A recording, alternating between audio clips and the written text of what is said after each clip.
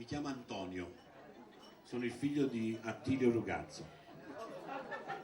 È un cognome così, è inutile che ride, ognuno ha un cognome che si merita. Mio padre si chiama Rugazzo di cognome, è Attilio di nome, è pure un nobile. Poi chi tu si fino a dire barone, non lo so, l'hanno fatto conte. Signore, uno si chiama Rugazzo di cognome è conte, come l'hanno chiamato? Ah, capita, signore, quando Rugazzo, e questo fino a qua diciamo la cosa non è niente di strano, diciamo così. Il problema più grosso l'ha fatto il fratello di mio padre, mio zio, fa Rugazzo di cognome, no? Settato alla religione e non ci sta niente di male, mi ha fatto previto, vescovo, arcivescovo, si è chiuso in un convento, l'hanno fatto frate. Morico tu fai Rugazzo di cognome, no? Quando ti hanno chiamato in parlatorio, come si dice? Un fratello Rugazzo in parlatorio, è brutto, è una cosa brutta, vi posso assicurare è brutto. Allora io sto con nipote con questo cognome che mi ritrovo, ho detto io devo uscire da questo incubo, devo uscire.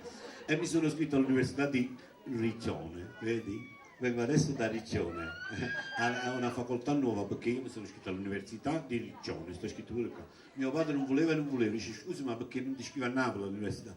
Ma la facoltà che voglio fare io a Napoli non c'è.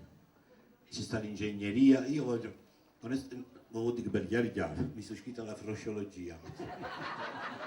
Perché io da grande voglio fare il frociologo. E mio padre ha detto, tu mi fai un frociologo che ci sta fatica. Ci sta.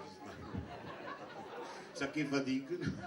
E subito, e ho fatto tanti esami, ormai mi sono laureato, ho fatto pure la tesi, molto dura è stata, però l'ho fatta, ho fatto la tesi, signore, voi dite, l'ultima esame l'ho fatto proprio ieri, mi resta preso che dovevo venire qua oggi, e devo andare a Cerlo, come faccio? Alle rocce, e quando penso alla roccia, una cosa dura, diciamo, è bello, no? Sento le rocce, tutto su dice, che faccio? Non pago le rocce, se c'è una mozzarella, forse, ma le rocce è una cosa, è proprio bello. Allora ho fatto l'ultimo esame, un professore entusiasmato, quando mi ha visto, ha detto, Antonio, sei stato bravissimo, ti metto un bel 30. Dice, che ci fa questo 3? Ti do un 29. Scusa, ho preso tutti i 29 e però non cambia la media, diciamo. E ho preso l'ultimo tutti 29, l'ultimo pure 29 ho preso. Beh, poi tutti quelli che ci siamo laureati tutti insieme abbiamo fatto pure una frociera tutti quanti. Quando si va per mare, come dite voi? Una frociera. Si dice così, come dite voi?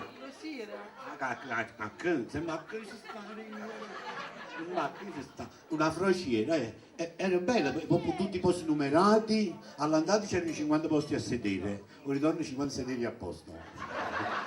No, nel senso che ero io trovo sempre posto tuo, nessuno te lo cambiava il posto. E poi ho preso pure un premio sulla nave, hanno fatto il premio per il miglior sorriso, ognuno sorrideva.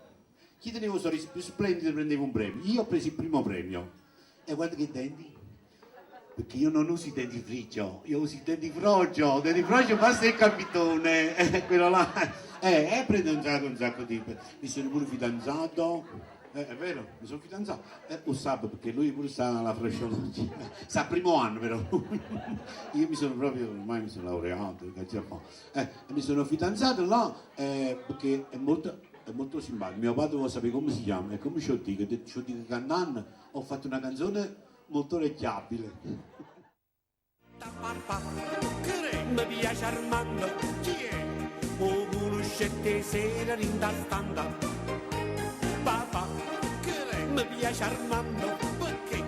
O sabato mi porta alle Tellandia. Papà, mi piace Armando, chi è? O conoscete sera rindastanda. Papà, mi piace Armando, perché? O sabato mi porta alle Tellandia.